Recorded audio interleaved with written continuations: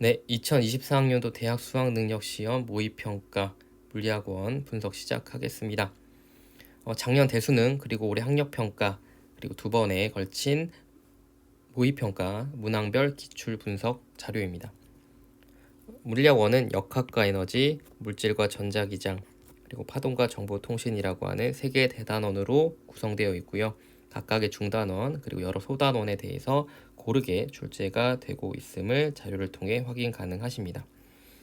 두 번째 대단원이 물질과 전자기장의 첫 번째 중단원인 전기, 세 번째 소단원인 에너지띠 이론과 물질의 전기 전도성에서 올해 들어서 그렇게 많은 출제가 되지는 않고 있음을 확인 가능하시고요.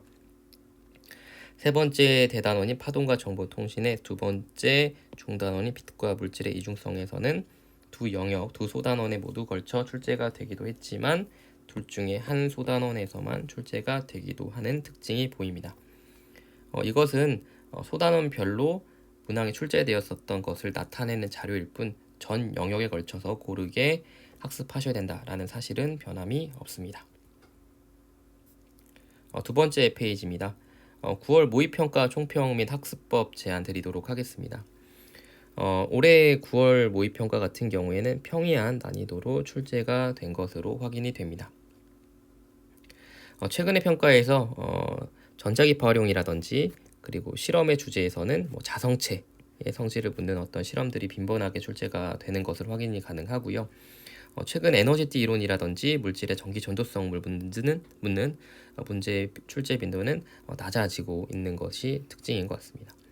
변별력을 요구하는 역학적 에너지 보존 문제라든지 점전화에 의한 전기력 문제 등은 이전과 같이 꾸준히 출제가 되고 있습니다. 20번 문제에서 주로 출제되었던 역학적 에너지 같은 경우에는 이번에는 수평면에서 에너지 손실을 다루었고요. 이것은 작년 9월 모의고사라든지 등등의 것들과는 비교했을 때는 평이한 수준으로 기본 개념을 정확하게 숙지한 수험생들은 상대적으로 용이하게 해결하실 수 있을 것이었다고 생각이 됩니다. 중위권과 상위권을 구분하는 뉴턴 운동 제2법칙과 관련해서는 운동 방정식을 올바로 표현하는 것이 무엇보다 중요할 것 같은데요. 정지, 등속도와 같은 문제를 해결하는데 꼭 필요한 조건들을 놓치지 말으셔야 되고 물체에 작용하는 힘 정확하게 표현하셔서 개의 가속도를 구하거나 이를 이용해서 문제에서 요구하는 것들을 정확하게 구하실 줄 아는 연습이 필요할 것이다 라고 생각이 듭니다. 다이오드 문제라든지 아니면 자기장 문제 같은 경우에는 이전보다 확실히 좀 난이도가 낮았던 특징이 좀 나고요. 충분한 연습을 하셨다면 큰 어려움 없이 접근하실 수 있었을 것이다 라고 생각이 듭니다. 첫 번째 대단원 역학과 에너지는 총 배점 22점으로 가장 대단원으로 봤을 때는 가장 큰 어떠한 비중의 어떠한 배점이 되었다라는 거 확인 가능하시고 전반적으로 계산의 어떤 난이도, 복잡도는 좀 낮았었던 것으로 낮았던 특징이 있습니다. 수능 특강이라든지 수능 완성과 같은 연계 교재를 통한 유형별 분석 그리고 최신 3개년 또는 5개년 정도 기출문제 등을 꼼꼼하게 학습하시면서 문제풀이에 대한 방법도 공부하셔야 되는 점이 필요하다고 생각됩니다. 중위권 학생들은 기본적인 어떤 문제 이해를 통해서 3등급 내 성적 향상은 충분히 가능하다고 생각이 듭니다. 고난도 문제에 대한 어떤 대응 능력도 중요하겠습니다만은 기본 개념에 대한 정확한 이해 그리고 이에 따른 문제 해결 능력이 중요할 것 같습니다. 난이도의 어떤 높낮이는 어떤 수험생들이 해결해야 되는 그 자료의 어떤 양에 따라서 이제 결정이 되곤 할 텐데요.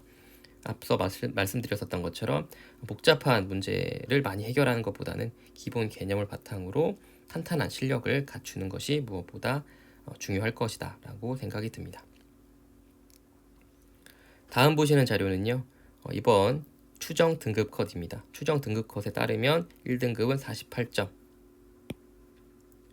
그 다음에 2등급은 43, 그리고 3등급은 37, 4등급은 28점 정도로 예상이 되고 있고 이 등급 컷은 작년이라든지 아니면 작년 9월 모의평가라든지 수능에 비해서는 조금 컷이 높은 특징이 보입니다. 세부 단원 난이도 분석 및 배점 비율입니다. 네. 페이지를 넘어가면서 난이도가 조금씩 증가하고 있음을 확인 가능하십니다. 그리고 앞서 말씀드렸었던 것처럼 역학과 에너지라고 하는 대단원은 총 배점 22점으로 비율은 44%, 2단원인 물질과 전자기장이다 라고 한 대단원은 총 배점 16점으로 반영 비율은 32%, 파동과 정보통신은 총 배점 12점으로 비율은 24%로 확실히 역학과 에너지다 라고 하는 수험생들이 다소 까다로워하는 내용의 단원에서 가장 많은 비중을 차지하고 있음을 확인 가능하십니다. 그리고 이번 9월 모의평가를 상중하의 난이도로 나눠 봤을 때는 2대 5대 3대 5대 2 정도의 어떤 비율로 나눠볼 수가 있을 것 같고요. 마지막 영역별 출제된 형태를 봤을 때는 실생활과 관련된 문제, 다소 이제 난이도가 낮은 문제 같은 경우에는 전자기파를 주제로 많이 출제가 되고 있음을 확인 가능하시고요. 대화 형태로 학생들이 어떤 대화 형태로 이제 어떤 문제 개념의 이해를 묻는 문제들이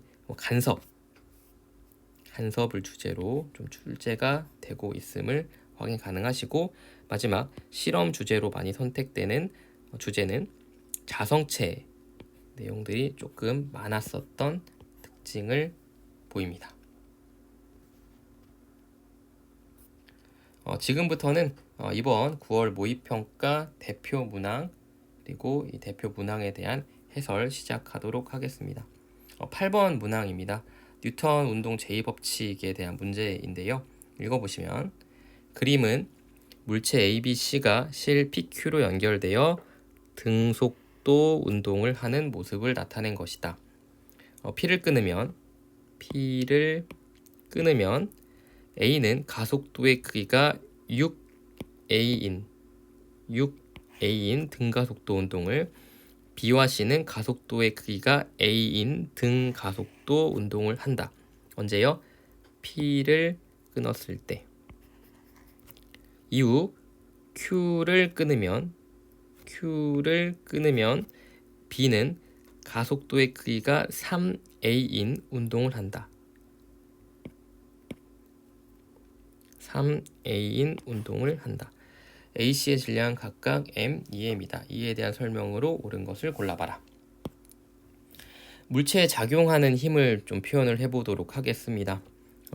물체 C부터 볼게요. C 같은 경우에는 질량이 2M이기 때문에 연직 방향으로 2mg라고 하는 힘을 지구를 통해 받을 거고요.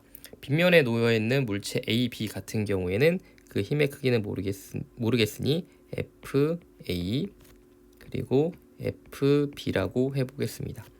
이제 문제에서 주어진 조건에 따르면 ABC가 PQ에 연결되어서 등속도 운동을 한다라고 되어 있는데, P를 끊으면 A는 가속도의 크기가 6A인 등가속도 운동을 한다라고 했기 때문에 FA 같은 경우에는 질량 M에 6A를 곱한 것만큼의 힘을 받고 P를 끊었을 때 혼자 이렇게 빗면을 따라 내려가겠죠. 그래서 FA의 크기는 6MA다 라고 보시면 되겠고요. 문제에서 읽어보시면 Q를 끊으면 B는 가속도의 크기가 3A인 등가속도 운동을 한다고 했으니 물체 B의 경우에는 물체 B의 질량은 나와 있지 않으니 MB다 라고 한다면 빗면과 나란한 방향으로 MB 곱하기 3A다 라고 하는 힘을 받아서 내려가고 있겠습니다. 그러면 물체 ABC가 실 PQ에 연결되어 등속도 운동한다 라고 하는 조건에서부터 EMG는 FA 더하기 FB다 라고 하는 운동 방정식을 세워볼 수가 있고, FA는 6MA 그리고 FB는 3MBA 라고 써볼 수가 있을 것 같습니다. 그런데 P를 끊으면 물체 BC는 가속도의 크기가 A인 등가속도 운동을 한다고 했으니 이게 이제 첫 번째 식이고요. 두 번째 식은 실 P를 끊었을 때 물체 B와 C가 가속도 A로 같은 크기로 등가속도 운동을 한다고 했으니 이때 다시 운동 방정식을 세워보시게 되면 EMG 마이너스 3MPA가 전체 질량은 EM 그리고 MP에 대해서 얼마의 가속도요? A다 라고 하는 가속도로 가속이 되는 거고요. 여기에서 첫 번째 식인 이 식과 요 식을 보시면 이 식으로부터 무엇이요? EM 더하기 MP A는 6MA다 라고 하는 관계에서 MP는 4M이다 라고 하는 크기를 구하실 수 있습니다. 그러면 FB는 12MA가 됨을 확인 가능합니다. 그리고 다시 물체 ABC가 실 PQ 연결되어 등속도 운동한다 라고 하는 이 상황에서 첫 번째 식을 다시 보시면 EMG는 6MA 더하기 12MA가 되므로 여기에서 A는 얼마임을 9분의 1G임을 알 수 있습니다. 기억 볼게요. B의 질량은 4M이다. 앞서 구했었던 것처럼 B의 질량은 4M이다 라고 하는 거 확인 가능하시고, 그 다음에 A의 가속도는 8분의 1G가 아니라 9분의 1G임을 알 수 있습니다. 디귿입니다. P를 끊기 전 P가 B를 당기는 힘의 크기는 이렇게 얘기를 하고 있습니다. 조금 지워보면 실을 끊기 전 P가 B를 잡아당기는 힘의 크기는 이렇게 그리는 화살표겠습니다. P가 B를 잡아당기는, 그래서 물체 B에 작용하는 힘을 다시 한번 표현을 해보시면은 P가 물체 B를 잡아당기는 힘이 있고 빗면 아랫방향으로 나란하게 가는 방향에 12MA, 우리가 여기서 A는 9분의 1로 구했었죠. 이 힘과 그리고 실 Q가 B를 잡아당기는 힘까지 해서 우리가 구해야 되는 요 힘을 구해 주셔야 되는데요. 생각해보면 실 P가 B를 잡아당기는 힘의 크기와 같은 크기의 힘이 어디예요? 물체 A의 빗면과 나란한 방향의 위쪽 방향으로 잡아당기고 있습니다. 그래서 물체 B에 작용하는 P가 잡아당기는 힘이지만 우리는 물체 A에 작용하는 P가 A를 잡아당기는 힘을 구해보고자 합니다. 왜냐하면 그 둘의 힘의 크기는 같으니까요. 그래서 P를 끊기 전은 A, B, C 물체가 등속도로 움직이고 있기 때문에 사실 이 P를 끊기 전 P가 B를 잡아당긴 힘의 크기를 구해라 라고 하는 것은 사실 FA의 크기는 얼마니? 라고 물어보는 내용과 같습니다.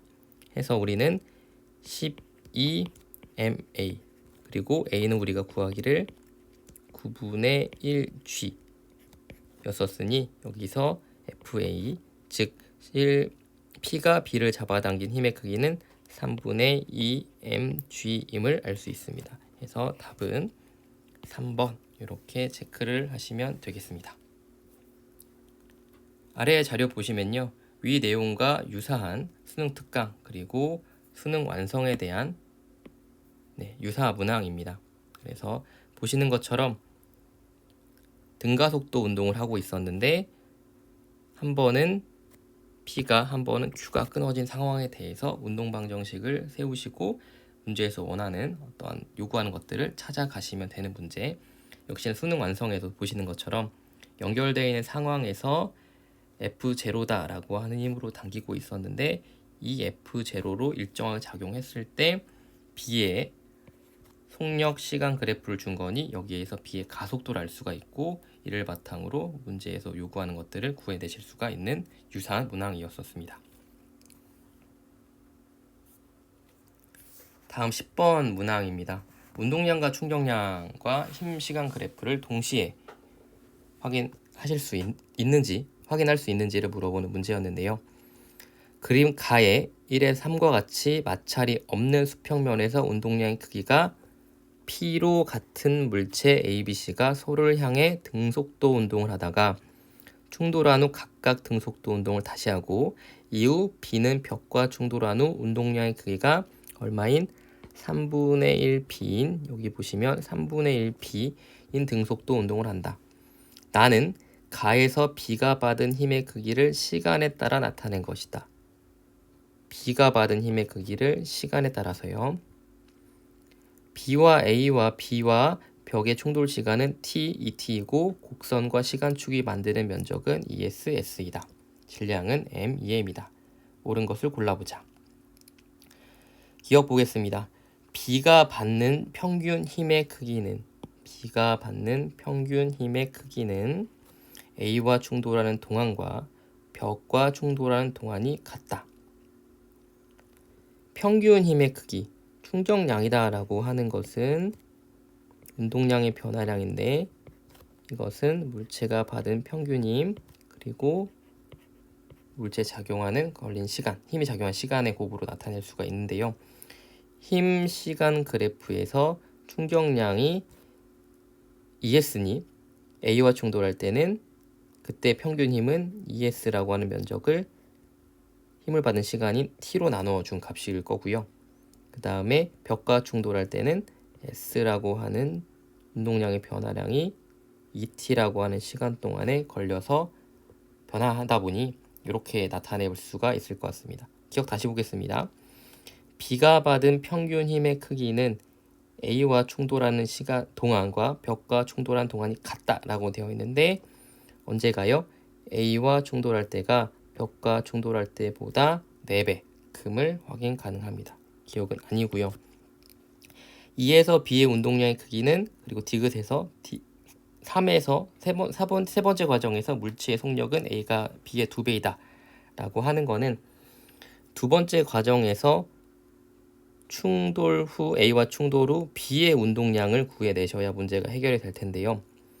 충돌 전에는 물체 A, B가 각각 P라고 하는 운동량을 가지고 있었는데 두 번째 과정에서 B가 A와 충돌한 후 A의 운동량을 모르겠고 B의 운동량을 모릅니다. 그러면 모르는 B의 운동량을 PB라고 해보겠습니다. PB인데요. 운동량 크기랑 방향을 가지고 있는 물리량이다 보니까 충돌 전 왼쪽으로 P라고 하는 운동량의 크기를 갖고 있는 물체의 운동이 충돌한 후 당연하게도 오른쪽으로 PB라고 하는 운동량을 갖고 오른쪽으로 운동을 하다 보니 충돌 후 A와 충돌하는 이 과정에서 B가 받는 운동량의 변화량은 P 더하기 PB라고 하는 게 맞겠습니다. 왜요? 왼쪽으로 가고 있었던 B가 A로부터 충격량을 받아서 오른쪽으로 PB라고 하는 운동량의 크기로 운동을 하고 있으니까요. 그때의 크기가 얼마였냐면 그래프에서 나타난 자료 나에서 보시는 것처럼 ES였습니다.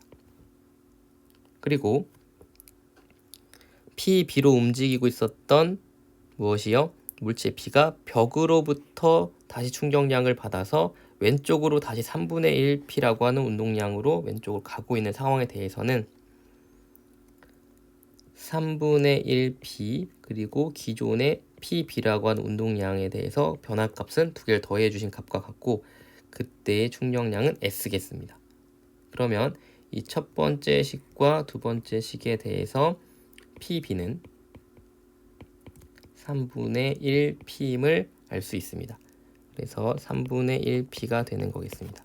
그러면 다시 한번 확인해 보시면 왼쪽으로 P라고 하는 운동량을 가지고 있었던 물체 B가 A와 충돌한 후 오른쪽으로 3분의 1P라고 하는 운동량을 갖게 되므로 ES다라고 하는 이 충격량의 크기는 3분의 4P임을 그리고 오른쪽으로 3분의 1P로 가던 B가 왼쪽으로 3분의 1P로 다시 벽과 충돌하는 가다 보니 이때 변화의 크기는 3분의 2P임을 이것이 면적 S임을 우리가 확인해 볼 수가 있고 요거는 정확하게 2배가 차이 나는 것을 확인하실 수 있습니다. 이은 다시 보겠습니다.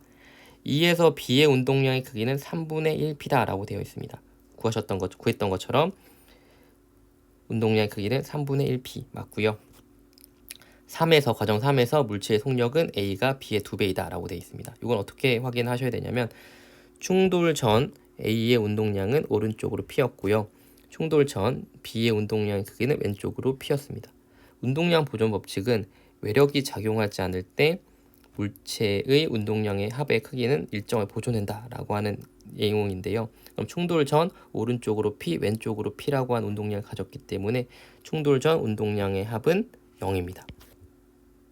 그렇다 보니 충돌 후 B의 운동량이 오른쪽 방향 3분의 1P였기 때문에 B가 A와 충돌한 후 A의 운동량은 왼쪽으로 3분의 1P가 맞겠습니다.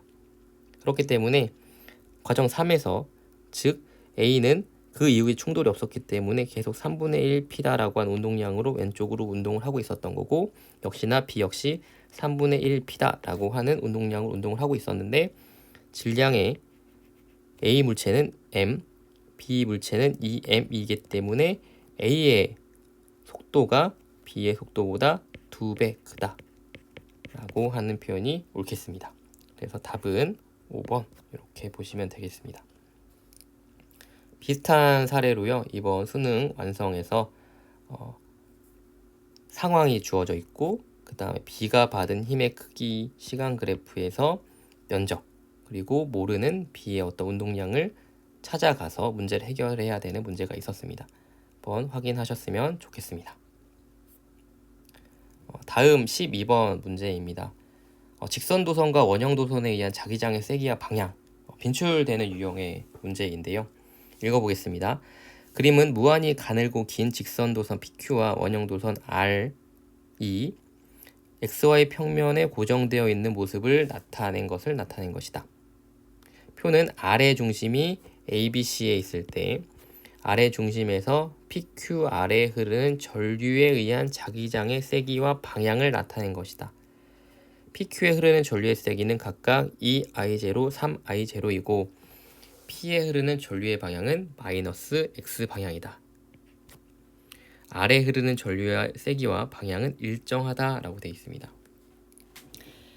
자료를 보시면은 R의 중심에서 PQR에 의한 자기장의 기억, 니은 이렇게 되어 있는 것 확인 가능하십니다. 그럼 문제에서 당연히 기억의 방향은 그리고 니은의 세기는 뭐 이런 것들을 물어볼 수밖에 없는 문제의 구조일 거고요. 키워보겠습니다. Q에 흐르는 전류의 방향은 이렇게 물어보고 있네요. 네, Q에 흐르는 P 경우에는 마이너스 X 방향으로 2I0다 라고 하는 세기로 흘러가고 있는데요. 그리고 R의 중심이 A일 때 세기가 0입니다. 그러면 Q의 방향이 플러스 Y 방향이냐 또는 마이너스 Y 방향이냐에 따라서 이 세기가 0, 이런 조건들을 만족을 해야 될 텐데요. R의 중심이 A일 때는 합성 자기장 세기가 0이었지만 R의 중심이 C일 때 들어가는 방향으로의 자기장이 형성이 된다는 거죠. 그러면 직선도선 P가 A 그리고 C에 대해서는 다시 정정하겠습니다. 직선도선 Q, R의 중심에서 A일 때는 세기가 0이고 C일 때는 들어가는 방향이라면 이 원형도선이 어디로요? 왼쪽으로 이동했기 때문에 직선도선 Q에 의해서 만들어진 자기장의 세기가 조금 더 크게 영향을 받는다 이거죠. 근데 R의 중심 A였다가 C로 옮겨가면서 방향이 들어가는 방향이라면 직선도선 Q에 흐르는 전류의 방향은 무슨 방향이요? 당연하게도 플러스 Y 방향이어야 이 오른쪽 영역에 대해서 Q에 의해서는 들어가는 방향으로의 자기장이 형성이 되다 보니 Q에 흐르는 전류의 방향은 플러스 X 방향이다 라고 하는 게 옳습니다. 기억 그리고 니은을 구하기 위해서는 해설 자료에 나온 것처럼 PQR에 대한 각각의 도선에 대한 그 자기장의 세기를 구해 주실 필요가 있을 것 같은데요. 옮겨 놓은 자료입니다. A, B, C 그리고 PQR에 대해서 자기장의 세기가 어떻게 되는지 합했다라고 보시면 되고 그때 방향은 어떻게 되는지 써놓은 겁니다. 그럼 A부터 보도록 하겠습니다. 아래 중심에 A에 있을 때는 P 같은 경우에는 마이너스 X 방향으로 전류가 흐르다 보니 A 지점에 대해서는 무슨 방향으로? 들어가는 방향으로 EI0다라고 하는 전류가 ED 떨어진 위치에 들어가는 방향으로 형성되다 보니 마이너스 부호로 해서 이렇게 써봤고요. 그 다음에 Q에 의해서는 우리가 플러스 Y 방향으로 흘러가고 있음을 확인하셨으니 오른쪽 영역에 대해 들어가는 방향으로의 자기장이 형성이 되고 그러다 보니 3I0다라고 하는 전류의 세기가 3D 떨어진 위치에 들어가는 방향으로 자기장 형성하니 역시나 마이너스 I0 나누기 D라고 하는 크기. 그때의 세기가 문제에 주어지기를 0이다라고 했으니 아래 흐르는 전류는 나오는 방향으로 2I0 나누기 D라고 하는 값으로 고정되어 있음을 확인하실 수 있습니다. 위와 같은 방법으로 도선 아래 중심이 B에 있을 때, C에 있을 때를 계산해 보시고 따져 보시게 되면 B의 경우에는 세기가 PI0인데 이때의 크기가 2D분의 I0임을 확인 가능하시고요. 그리고 아래 중심이 C에 있을 때 합성 자기장의 세기가 3B0임을 알 수 있습니다. 그리고 그때의 방향 역시 확인 가능하십니다. 니은 보겠습니다. 기역은 XY 평면에서 수직으로 나오는 방향이다. 나오는 방향 맞고요. 그리고 니은은 3B0다 라고 하는 거 역시 맞습니다. 그래서 답은 5번입니다. 빈출되는 어떤 유형의 것으로 방향을 찾고 그 다음에 합성 자기장의 특정한 지점에서의 어떤 세기를 구해내실 줄 아는 문제로 문제입니다. 그래서 유사한 문항을 찾아봤을 때는 수능 특강에서 두 개의 직선 도선과 하나의 원형 도선에 대해서 어떠한 위치에서의 자기장의 세기를 구해낼 수 있는가를 물어보는 문제가 출제가 되었습니다. 방향을 찾으시고 그다음 각 지점에서 합성 자기장의 세기를 구하신다면 어렵지 않게 문제를 해결하실 수 있을 거라고 생각됩니다. 14번 문항입니다. 파동 대단원 세 번째 파동과 정보통신에서 전반사와 굴절에 대한 내용인데요. 읽어보겠습니다. 그림은 동일한 단색광 A, B를 각각 매질 1, 2에서 중심이 5인 원형 모양의 매질 3으로 동일한 입사각 세타로 입사시켰더니 A와 B가 굴절하여 P점에 입사하였다. 이에 대한 설명으로 옳은 것을 골라봐라.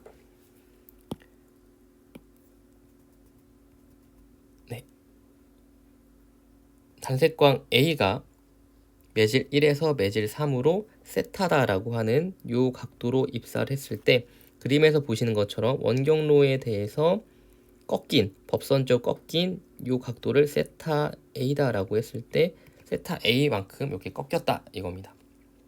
그리고 원의 특징에 따라서 이 점 P점에 대해서 역시 입사각이 세타 A임을 확인 가능하시고요.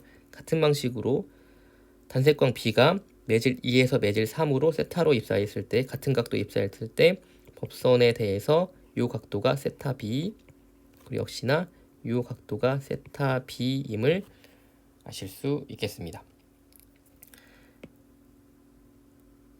기억, 물 A의 파장은 1에서가 3에서보다 길다라고 하는 부분은 사인 세타 입사각과 사인 세타 굴절의 관계에서 파장의 B, 파동의 속력, 그리고 굴절률의 B의 역수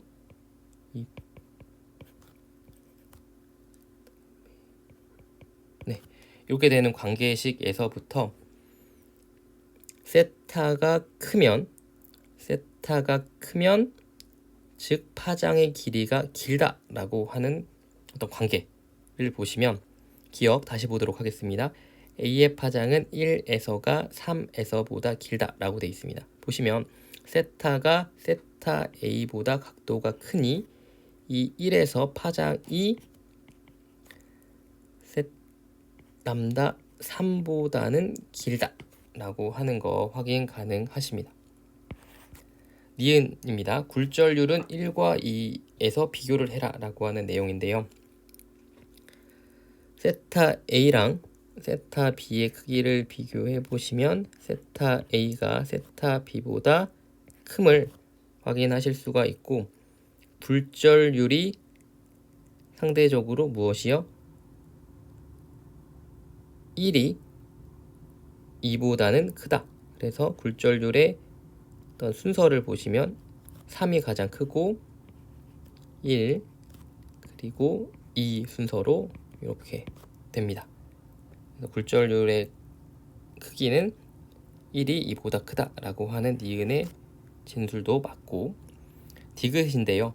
P에서 B는 전반사한다 라고 되어 있습니다. 전반사는 임계각 이상의 각도로 굴절률이 큰 매질에서 굴절률이 작은 매질로 입사했을 때 전체 광원이 이제 반사되는 현상을 이제 전반사다라고 얘기를 하는데, 자료에서 보시면 P에서 B는 전반사 할 수 있는가를 따져보는 문제입니다. 이런 문제를 만나실 때는 빛이 가는 경로를 뒤집어 생각하시는 문제가 좀 쉽게 해결되는 경우가 있는데요. B 상황을 보시면 지금 화살표의 방향에 따라서 이렇게 입사가 되고 있는데 이 방향을 거꾸로 생각을 좀 해보도록 하겠습니다. 그러면 이렇게 들어간다라고 생각을 해보시면은 세타 B로 입사를 한 거죠. 세타 B로 입사했을 때 굴절은 세타 B로 입사했을 때는 세타라고 하는 각도로 굴절했다라고 하는 것이 보이는데요. 이렇게 되면은 이때 세타 B는 무엇보다 임계각보다는 작다라고 할 수가 있을 것 같습니다. 왜요? 임계각이다라고 하는 거는 굴절각이 90도일 때 각도를 임계각이다라고 하는 거니까요. 그래서 임계각보다 세타 B의 값이 작습니다. 무엇이? 매질 2와 매질 3에 대해서요. 같은 방식으로 A 역시 매질 3에서 1로 가는 거꾸로의 어떤 경로를 생각해 보신다면 세타 임계각이 세타 A보다 큼을 알 수가 있습니다. 근데 지금 과정은 매질 3에서 1로 가는 과정에서의 입사각이 얼마인 세타 B로 입사하는 상황을 얘기하고 있습니다. 그러면 이 경우에서는 전반사가 가능한가요? 전반사는 일어나지 않는다 라고 하는 게 옳은 표현이겠습니다. 그래서 답은 3번 전반사는 P점에서 일어나지 않는다 라는 게 옳겠습니다. 비슷한 유형의 문제가 수능 특강에서도 수능 완성에서도 이렇게 나온 것을 확인 가능하십니다. 그래서 어떤 원의 특징을 바탕으로 굴절률의 크기 비교하시고 파장의 길이를 비교하실 수 있는 그런 개념들 꼼꼼하게 학습하셔서 하실 필요가 있다고 생각이 좀 듭니다. 17번 문항입니다. 운동량 보존과 운동량과 운동 에너지의 관계를 알고 있는가를 물어보는 문제였었습니다. 읽어보시면 가와 같이 마찰이 없는 수평면에서 물체 A와 B 사이에 용철을 더 압축시킨 후 A와 B를 동시에 가만히 놓았더니 정지해 있던 A와 B가 분리되어서 등속도 운동한다. 이때 CD의 속력은 EVV고 운동 에너지는 C가 B의 2배다. 그림 나는 가에서 물체가 충돌하여 A와 C는 정지하고 B와 D는 한 덩어리가 되어 계속 속력 3분의 1로 등속도 운동하는 모습을 나타내는 것이다. C의 질량이 M일 때 D의 질량은 이라고 되어 있습니다. 그러면 C의 문제 조건에서 운동 에너지는 C가 B의 2배다 라고 되어 있습니다. 그럼 C의 운동 에너지는 2분의 1 M 2V 제곱이다 라고 하는 표현에서 2mv 제곱임을 알 수가 있고요. 그러면 그때 운동 에너지 B는 mv 제곱임을 알 수가 있습니다. 그리고 그림 나에서 가에서 물체가 충돌을 A와 C는 정지하였다 라고 되어 있습니다.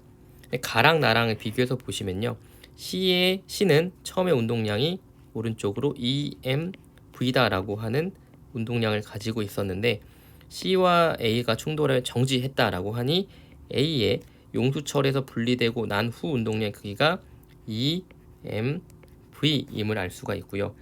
그리고 충돌 전후 외력이 작용하지 않았을 때 운동량의 합이 보존되다 보니 용수철을 압축시키고 떠났을 때 A의 운동량이 2mv였다면 B의 운동량 역시 얼마?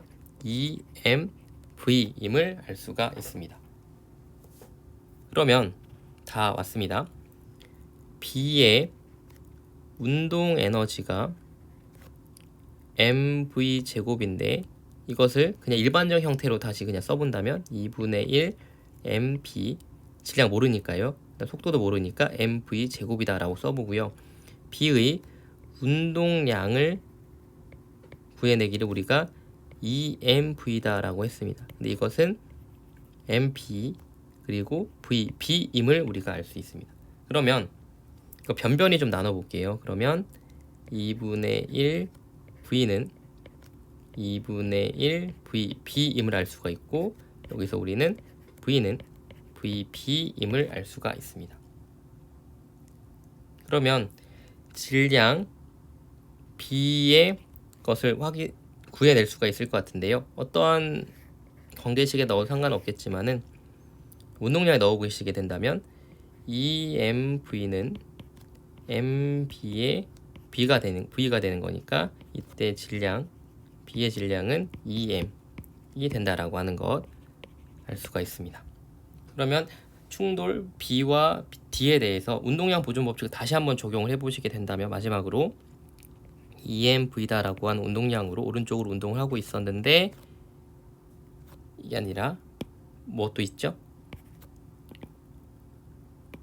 D가 왼쪽으로 운동하고 있는 운동량도 있다 보니까 마이너스 mv다라고 하는 이 개의 운동량이 한 물체가 된 거니까 em 그리고 m, 그리고 이때의 속도가 오른쪽으로 3분의 1v. 그러면 mv는 3분의 1 3m의 v가 되니 질량은 이때의 질량이 이제 mt, 다시 쓰겠습니다. 네. 그러면 다시 풀어서 쓰면은 6mv 마이너스 3mdv는 2mv 플러스 mt, 그러면 4mv는 4mdv가 되고 md는 m임을 알 수 있습니다. 그래서 답은 2번 이렇게 하시면 되겠습니다. 네.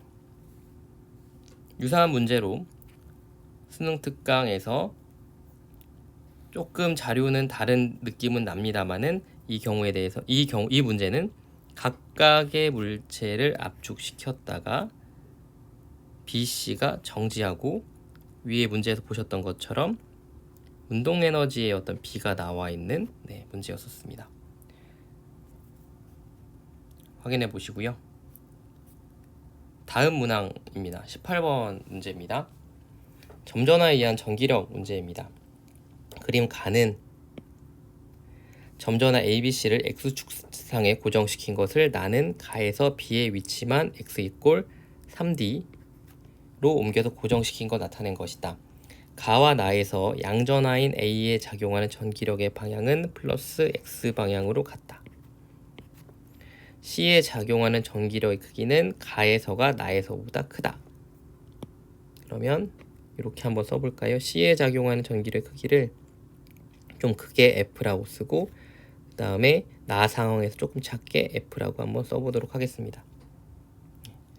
이러한 점전화와 관련된 문제를 만나시게 되면은 알려져 있는 어떤 점전화의 부호 말고 결정되지 않은 점전화의 어떤 부호를 결정해 주시는 것부터 시작을 좀 하셔야 될 것 같은데요. 점전화의 어떤 종류, 전화의 종류는 플러스 또는 마이너스이기 때문에 BC라고 하는 두 개의 사례에 대해서는 총 가지수는 4가지입니다. 그래서 하나씩 따져 보시면 될 것 같아요. 오른쪽에 있는 해설 자료랑 좀 같이 보도록 하겠습니다. 첫 번째 케이스는 A 점전화는 이제 전화의 부호가 결정이 되어 있고 BC가 각각 플러스 플러스 양전화일 때입니다. 그런 경우에 대해서는 문제 조건에서 어떤 부분이요? 가와 나에서 플러스 X 방향으로 점전화 A가 힘을 받는다 라는 상황이 설명이 되지 않죠. 네, 그래서 점전화로서 BC는 플러스 플러스 양전화는 안 됩니다. 케이스 2입니다. 케이스 2는 둘 다 마이너스입니다. 둘 다 마이너스인 경우에서는 가든 나든 오른쪽 방향으로 A가 힘을 받는 건 설명이 가능한데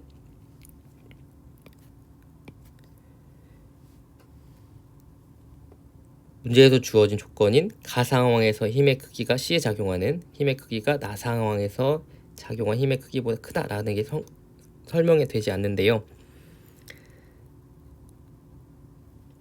물체 C에 작용하는 힘을 구하기 위해서 A와 C를 생각해보면 부호가 반대니 C 입장에서는 왼쪽 방향으로 힘이 작용을 해야 됩니다. 작용을 해야 되는데 점전화 B에 의해서는 같은 부호다 보니 가 상황에서는 오른쪽으로 나 상황에서는 왼쪽으로 이렇게 힘을 받아야 됩니다. C 입장에서. 그러면 가 상황에서는 왼쪽과 오른쪽, 나 상황에서 둘 다 왼쪽으로 힘을 받는 경우이다 보니 점전화 C가 가 상황에서가 나 상황보다 힘의 크기를 크다라고 하는 상황이 설명이 되지가 않는 거죠. 그래서 둘 다 마이너스도 안 되고요. 그러면 다음인 마이너스 플러스입니다. 마이너스 플러스 플러스 마이너스 같은 방식으로 하면 똑같이 될 텐데요. A와 C를 A와 C를 보시면 C 입장에서는 A가 둘 다 양전화이기 때문에 오른쪽 방향으로 힘을 가해주는 상황이고 물체 점전화 BC를 보면은 부호가 반대이니 왼쪽 방향으로 그리고 나 상황에서는 B가 오른쪽으로 이동하다 보니 오른쪽 방향으로 힘이 작용해야 됩니다. 그러면 문제에서 주어진 조건인 가 상황에서가 나 상황에서보다 힘의 크기가 크다라고 하는 게 역시나 설명이 안 됩니다. 그러면 남는 거는 무엇?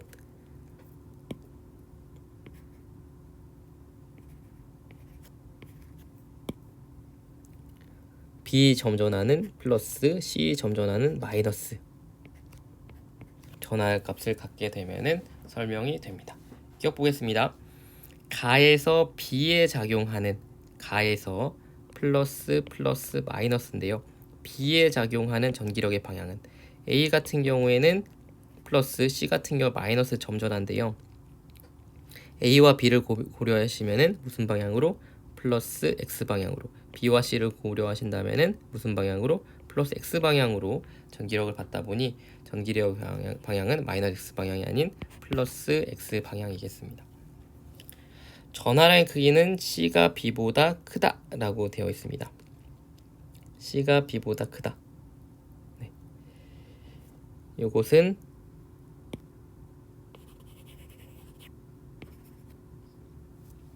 가 상황에서 보시면요. 가 상황에서 보시면 A가 플러스 X 방향으로 힘을 받는다 라고 문제에서 나왔는데 B 같은 경우에는 B와 A는 같은 부호이기 때문에 마이너스 X 방향으로 A에 전기력이 작용해야 되고 A와 C를 생각해 보시면 부호가 반대이기 때문에 플러스 X 방향으로 힘이 작용해야 되는데 문제에서 보시는 것처럼 어느 방향으로? 전기력의 합이 오른쪽 방향이기 때문에 무엇의 전하량이 C의 전하량이 B의 전하량보다 커야 A가 오른쪽 방향으로 전기력을 받는다라는 사실을 확인할 수가 있는 거죠. 마지막 디귿입니다. A에 작용하는 전기력의 크기는 나에서가 가에서보다 크다. 역시나 이제 부호가 다 결정되었으니 따져보시면 되는데요. B는 플러스, C는 마이너스였습니다. 그러면 A에 작용한 전기력 크기를 구해보신다면 B가 A한테는 가상황에 대해서는 왼쪽으로, A와 C에 대해서는 오른쪽으로 이만큼의 어떠한 크기, 전기력 크기를 가했다면 나 상황에서 A와 C를 보시면 C가 마이너스네요. C가 마이너스 플러스 라면은 역시나 요 가에서 그린 요 화살표 길이랑 똑같이 요 방향으로 그려주시고 A와 C, A와 B를 생각해 보신다면 같은 부호니까 근데 거리는 멀리 떨어졌으니 조금 짧게 화살표를 그린다면은 요 경우가 나 상황이 가 상황보다 A 입장에서 오른쪽으로 플러스 X 방향으로 받는 힘의 크기가 큼을 확인 가능하십니다. 그래서 답은 니은 디귿 5번이라고 하시면 되겠습니다. 빈출의 어떤 유형의 문제였고요.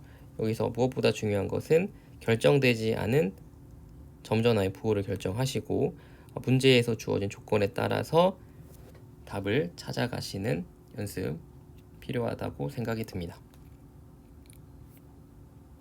19번 문항입니다. 역학적 에너지 보존 문제인데요. 그림 높이가 6h인 점에서 가만히 놓은 물체가 궤도를 따라 운동하여 마찰 구간 1, 2를 지나면서 최고점 R에 도달하여 또 역시나 정지했답니다. PQ의 높이는 각각 h, 2h고 PQ에서 물체의 속력은 루트 2v, v다. 마찰 구간에 손실된 역학적 에너지는 이 구간이 1 구간에서의 2배다 라고 했습니다. 그러면 마찰 구간 1에서 감소한 에너지를 2라고 하고요. 마찰 구간 2에서 감소한 에너지를 2이라고 해보도록 하겠습니다. 그리고 각 과정에 대해서 역학적 에너지 보존 법칙을 써보시면 될 것 같은데요. 처음에 역학적 에너지는 여기에 정지한 중력 포텐셜 에너지가 전부입니다. 6mgh인데요.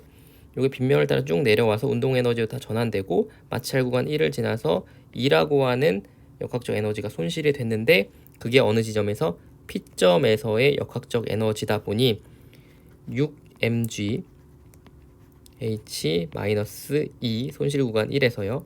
이게 무엇이 P점에서의 역학적 에너지가 되니 P점에서 높이는 h니까 mgh 그리고 운동 에너지는 2분의 1 m 2v 제곱이 되겠습니다. 이거 첫 번째 식이고 이 mgh 플러스 2분의 1 m 2v 제곱이다라고 하는 이 역학적 에너지를 가지고 물체가 운동하는데 마찰구간 2에서 2배의 에너지 감소가 있다 보니 mgh 플러스 mv 제곱 마이너스 2이라고 하는 에너지 손실이 Q점에서의 역학적 에너지와 같으니 Q점에서 역학적 에너지는 mg 2h 그리고 2분의 1 mv 제곱임을 알 수가 있습니다. 해설 자료 써놓은 것처럼 1번식과 2번식 확인 가능하시고요. 그때 Q점에서의 이 역학적 에너지가 모두 R점에서 중력 포텐셜 에너지로 전환되니 이게 mghr이다 라고 하는 것까지 확인 가능하십니다. 그러면 이 해설 자료 보시면서 보도록 하겠습니다. 1식에서 2에 대해서 정리를 하시게 되면 5mgh-mv 제곱이 되고요. 이때 2를 두 번째 식에다가 넣으면 넣으면은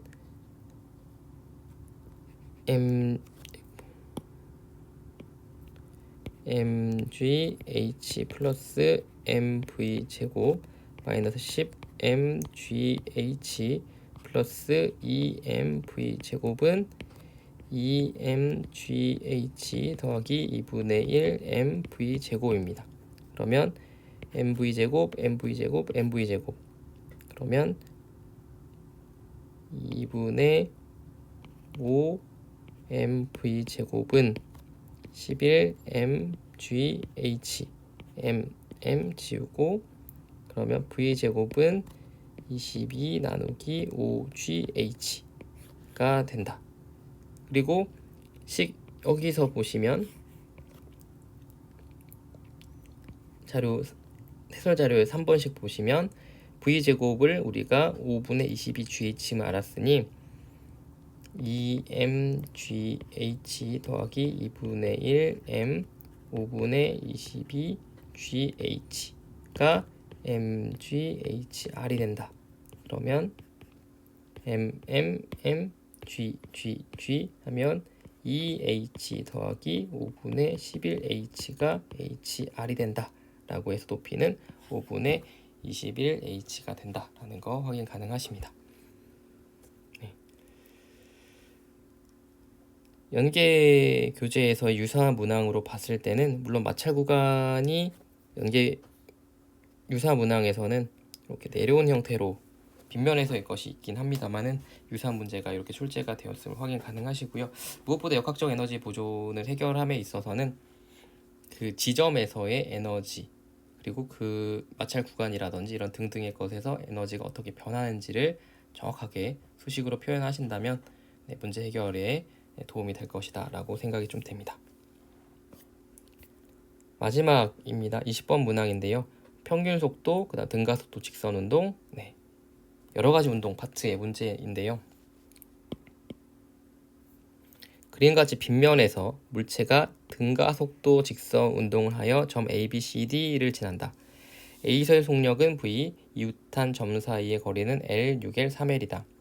물체가 A에서 B까지, C에서 D까지 운동하는데 걸린 시간은 같고 A와 D 사이의 평균 속력은 B와 C 사이의 평균 속력과 같다. 이런 가속도 문제에서 이런 문제를 해결할 때 있어서 미지수를 조금 적게 잡으려는 노력이 좀 필요할 것 같아요. A 위치에서 물체의 속력이 V라고 나왔는데 B, C, D에서의 속력을 구하실 줄 알아야 이제 물체 가속도를 구해낼 수가 있을 것 같은데 그래서 여기를 VB라고 하고 여기서 VC, 여기서 VD라고 할 텐데 이것들 다 미지수로 표현하면은 굉장히 좀 복잡해집니다.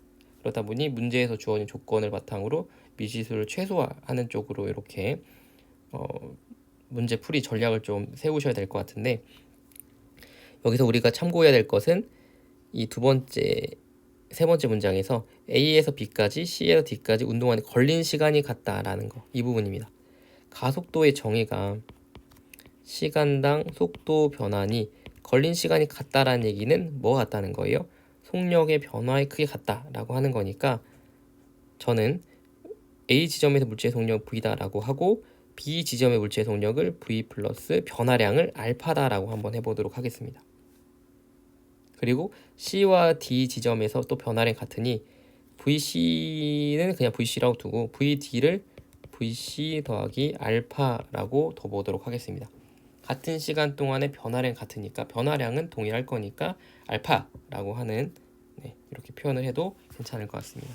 그러면 같은 시간 동안에 간 거리가 A, B 구간에서는 L이고 C, D 구간에서는 3L이다 라고 한다면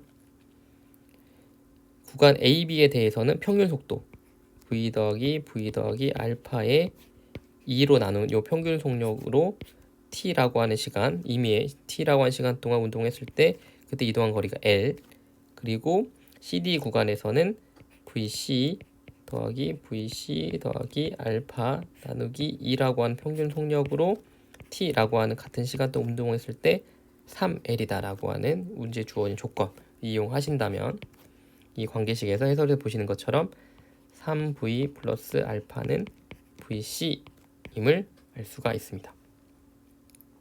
그리고 이 상황에 대해서 시간은 나와 있지 않고 속력의 변화 그리고 거리가 나와 있기 때문에 등가속도 운동 공식 세 번째 2배의 가속도 변이 S는 나중 속도의 제곱 빼기 처음 속도의 제곱이라고 하는 이 관계식을 좀 이용해 보도록 하겠습니다. 그래서 A와 B 구간 그리고 A와 C 구간으로 이렇게 해보도록 하겠습니다.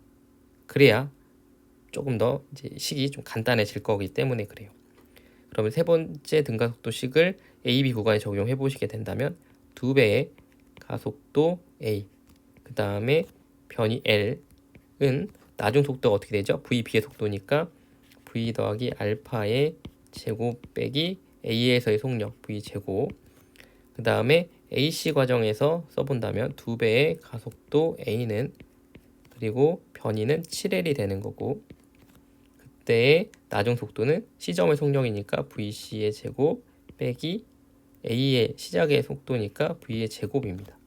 그리고 요 두 식에서 위식에서 7배를 했을 때 아래식이니까 여기 뒤에다가 곱하기 7을 해줬을 때 여기 같다 라고 하는 식에서부터 좀 더 풀어서 써보시면 7배의 V제곱 더하기 2V알파 더하기 알파 제곱 마이너스 V제곱은 VC제곱 마이너스 V제곱이다.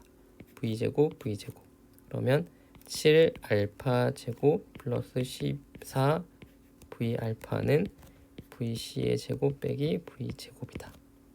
그리고 그 첫 번째 우리가 구해낸 관계식 3V 더하기 알파는 VC다 라고 하는 내용에서부터 우리는 VC라고 하는 거 미지수로 잡았기 때문에 이 VC는 이다 라고 한 요것을 넣어줘야 될 것 같아요. 그러면 7알파 제곱 더하기 14V 알파는 V 제곱이니까 좀 잘 안 보입니다만 9 제곱한 거니까 9V 제곱 6V 알파 더하기 알파 제곱 마이너스 V 제곱입니다. 그러면 다시 쓴다면 7알파 제곱 더하기 14V 알파는 8V 제곱 더하기 6V 알파 더하기 알파 제곱, 정리하면 6알파 제곱 더하기 14V 알파 마이너스 8V 제곱은 0이다. 그럼 여기에서부터 알파는 얼마임을 3분의 2V임을 알 수가 있습니다. 인수분해 하시면요. 그러면 즉 A의 속력이 V고 그리고 알파 값이 3분의 2임을 알았으니 B의 속력이 얼마예요? 3분의 1을 더한 3분의 5V가 된다라는 거. 그러면 여기에 다시 한번 등가속도 운동 공식 세 번째를 적용해 보시게 된다면 2배의 가속도 A, 변인 L, B에서의 속력이 3분의 5V였고 그 다음에 A 지점의 속력이 V였기 때문에 이 내용을 푼다면 가속도의 크기는 8V 제곱 나누기 9L임을 알 수가 있습니다. 빈출되는 어떠한 그 문제 풀이 방법이었을 텐데요. 빗면에서의 가속도가 일정함을 알고 시간이 주어진다면 그 시간의 변화에 따른 속력 변화의 정도를 적용하셔서 문제를 해결하신다면 그렇게 어렵지 않게 문제를 해결하실 수 있으셨을 것 같습니다. 네. 이상으로 2024학년도 9월 모의평가 문항 분석 및 그리고 출제 경향에 대해서 말씀드렸습니다. 감사합니다.